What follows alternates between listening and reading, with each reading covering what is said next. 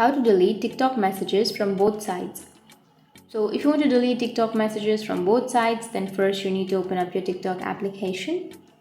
Once you open your TikTok, go for the bottom right, which has that profile option, or you can simply go for the inbox, which is here on the bottom right again. So tap on any one of your chats, and once you've tapped, now here you can simply send a chat. For example, I'll be sending a chat. So once you've sent a chat, now you can simply tap and hold on to that chat, and here you will get multiple options. So here on the right side, you will have delete option. Tap on the delete, and once you tap on delete here, you will have two options, right? Delete for everyone and delete for me.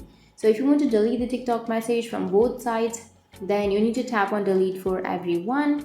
And once you tap on delete for everyone, your message will be deleted. But the other person will be notified that you have deleted a message.